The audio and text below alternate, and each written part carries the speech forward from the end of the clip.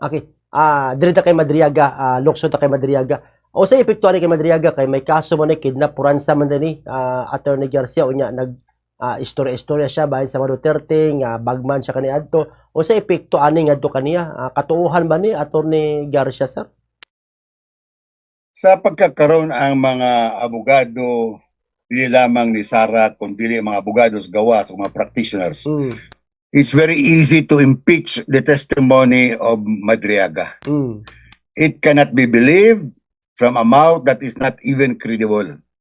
So therefore, when you are speaking, when you are talking, alleging sa usa ka tawo nga imong kredibilidad walay pulos, dili ka matuhuan, so it might be dismissed as a hearsay evidence. Mm. Pero kini siya, si Madriaga, we never have heard about him Mm. nga siya suod sa mga Duterte.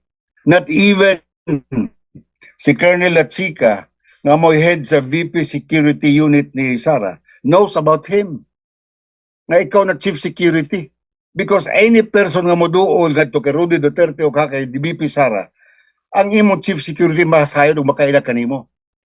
This is being denied. So how can you believe him nga siya usa ka bagman, usa kuno ka suod, as against the testimony of a Chief Security Officer, public official nga imong gibantayan? Mm. So I doubt it very much. So the credibility is lost and it cannot be believed in. That is what we can say. Pero may posibilidad ba nga may direktor may nagpaluyo ani ka Madriaga, Attorney Garcia sir? Tinood ka na. Tataog, klaro kayo. Na ay direktor, na ay nagpasubay sa unsay ang istorya. Mm. Gani pa, karong buntang ato nakita, nga ni amin si Laila de Lima, nga ni bisita sa dito kay Madriaga for about 2 hours nitong December of 2025. Mm. O pipila ko no ka beses na ito po si Trillanes. Nakipaghinabi nga ito kaniya sa detention facility sa Quezon City Jail. Wala ta masagon siyang istoryahan. Pero by way of being visited by known opposition figures ka may kalagot kay Duterte o sa mga Duterte, it already means something suspicious. Mm. It means already nga there are allegations nga buhata ang istorya. Kami na bahala kanimo.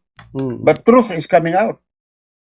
Even ang cheque, even ang presence niya, even ang yang gi-allege nga nagdeposito gisugo, I doubt it very much. Ako mismo, being an ordinary person and a citizen, I doubt the allegations made by Madriaga sa iyang affidavit dito kuno sa House Committee on Justice. Mm. This is a big sham, a big fraud.